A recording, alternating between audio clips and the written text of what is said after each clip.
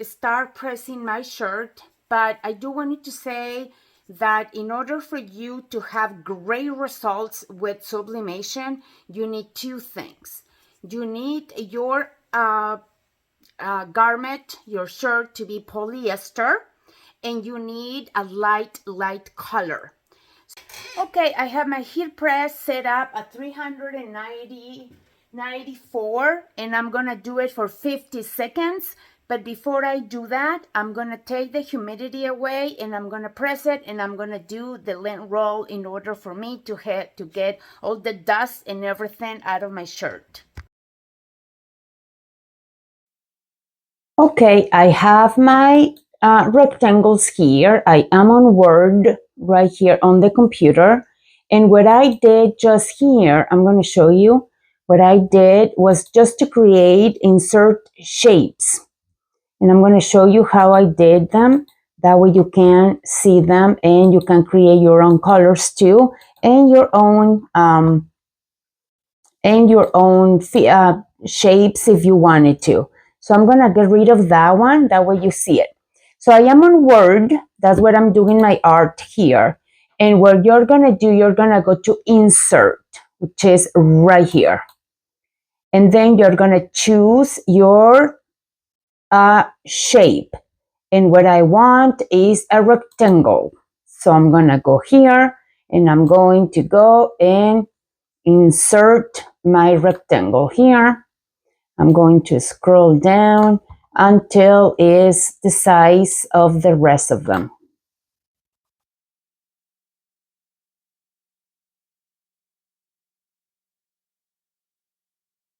And I'm just stretching, I'm just stretching my rectangle all the way to the rest of them and all the way down, so it's the same distance that the other ones, the same length as the other ones. And then to change the color, let's just say that you want this, you see how I have this yellow here? Let's just say that I wanted this yellow too as well. Okay, what I do, I'm gonna click on it and I'm gonna go right click again and I'm gonna scroll down here until I find fill, which is right on the top, fill right here, and I click on that and it's going to show me all the swatches here or all the colors, and I'm going to choose my yellow. Okay, this one is the one that I wanted. Let's just say that I didn't want a yellow, I wanted a blue. I have right here the one that I wanted. Okay, and I just choose that one. In this case, I want a yellow, so I'm going to go back to it. And let's just say that I want a yellow, but it's too strong, and I want it lighter. Okay, so I click on that, and I can come here and choose the yellow that I want, and it's showing me here how I want it. Or I can go to custom here, click on that, and with this little arrow, I can manage how I want my yellow here. In this case, I do want a strong. I want a strong yellow, so I'm just going to leave it like that. Okay, so then from here, I'm going to deselect all of them and just have it like that. And I'm going to go to print. I'm going to send this to print. And I have paper tray for my settings. The paper that I'm using is legal size in this case. I always have presentation paper matte, and I have high quality. Some people say that it doesn't make a difference. I just choose to have high quality, but you might want to try it and see if you see a difference. Right here, I have, in this case, because we have an image that it doesn't really matter in this image if my colors are reversed or if my image is inversed. It doesn't really matter. However, I use mirror image just to get into the habit, because you don't want to print something and then press it and be your text backwards. So I just do this just to get into the habit of not forgetting it. And then I go to custom, and then I click advanced, and I'm gonna check these ones, Adobe RGB instead of Epson Vivid. I do this, and then I do my settings here, 3, 4, 4, and 5 for my density. Okay. And then I click OK, and these are the settings that I use, and I found that the colors are more vivid in my shirts or in whatever I'm pressing.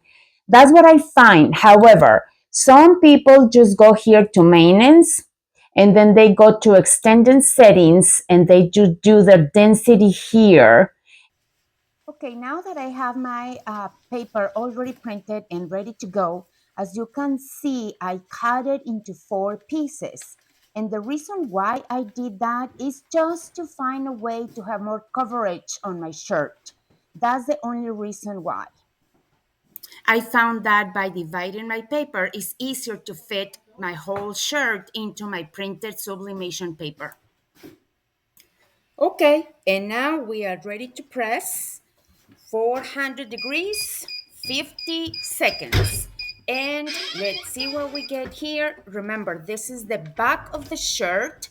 So it doesn't really matter when you get your design, because our tie-dye is not gonna really have any limitations, right? We don't have another graphic, we don't have another image.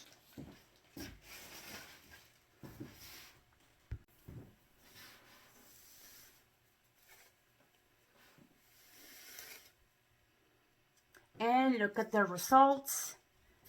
Like, you pretty much, you can see that is open,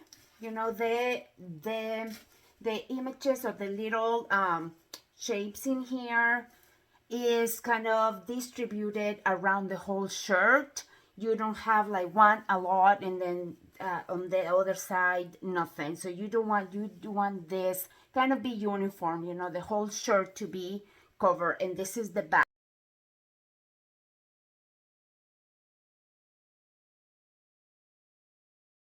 Okay, we're gonna start right here, and we always wanna make sure that we leave, because we still need to leave our 4 fingers approx. Okay, 3 fingers. We always wanna make sure that we do that. We still have to do this for this. And what I'm gonna do, I'm gonna start twisting it, but I'm gonna keep looking at my color. Look at the color here, and I have my sleeves. So I'm kind of keep my vision there. I'm not gonna lose it. I'm not gonna lose it. I'm not gonna lose it. Okay? Keep seeing it, keep watching it, don't lose that. And then I'm gonna place my paper right in the center. And this paper is too big, so I'm gonna cut a little bit.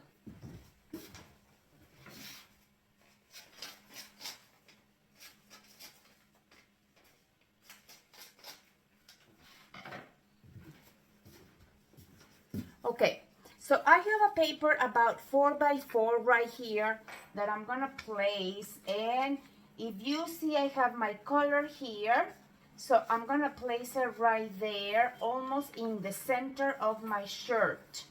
Okay, where I thought I was the center, I'm gonna place it right there, and I'm gonna go and get my pieces. And this is where the secret comes. This is the big thread right here.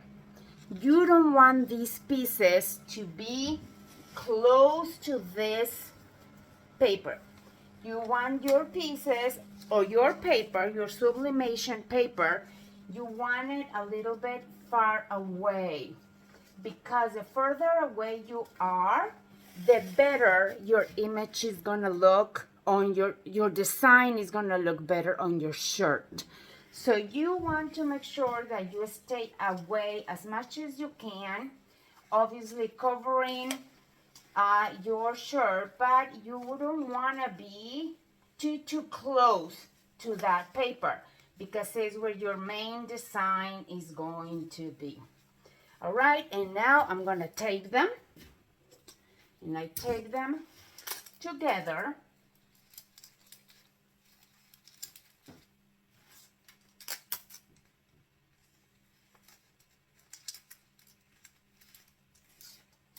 Don't forget you have a design in here, and you want your design, you want to show it off. Whatever your design is, you want to make sure that you show it. Whatever your design is, you want to make sure that you show it.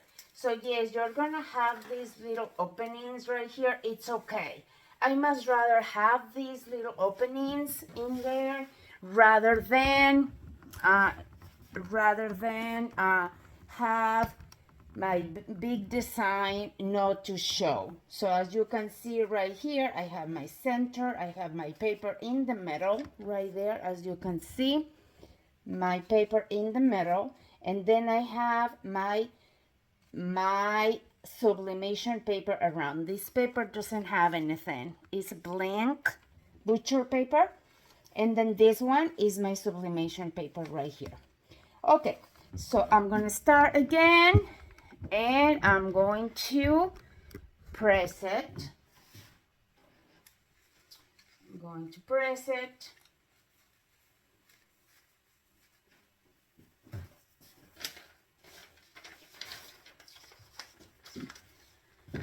Make sure that you use your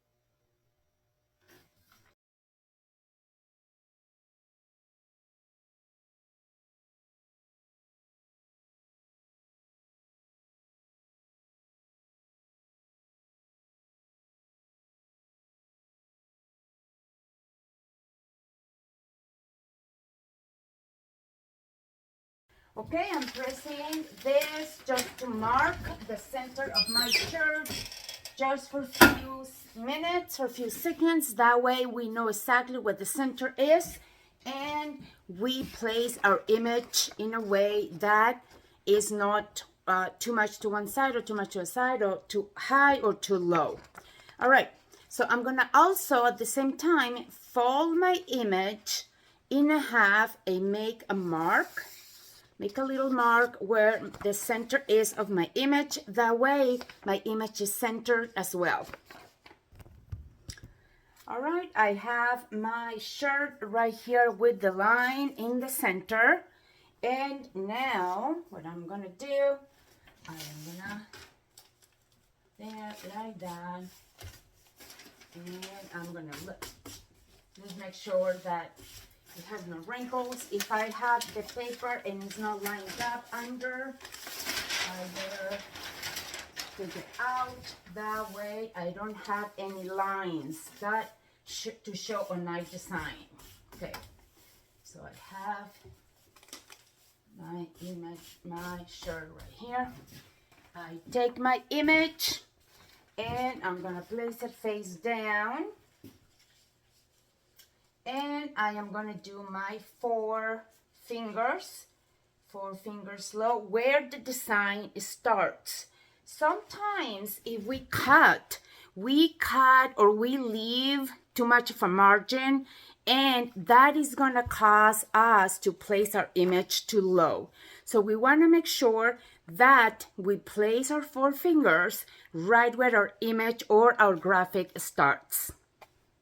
All right, now because I have a text this time, I'm going to use my ruler, my handy dandy ruler, to make sure that my text is straight. If you don't have this ruler, okay, it's okay.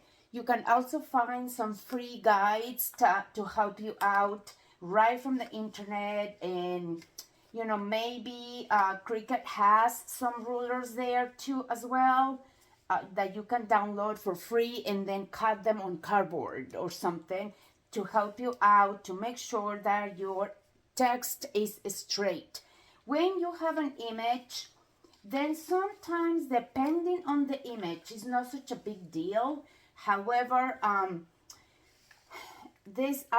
find this ruler really helpful. It helps me to center not only my text, but also my image, because it has my inches right here to this side and my inches right here to this side. So it gives me kind of a better idea of where the center of my image is, and that way I can place it better, finding some sort of symmetry on on my shirt and on my image as well.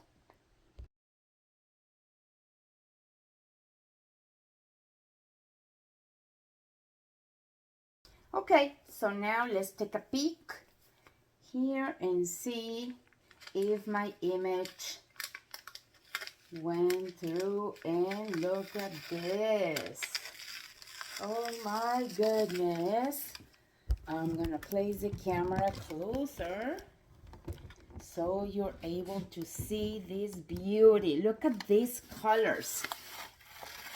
Maybe the camera doesn't do a justice of how these bright colors are.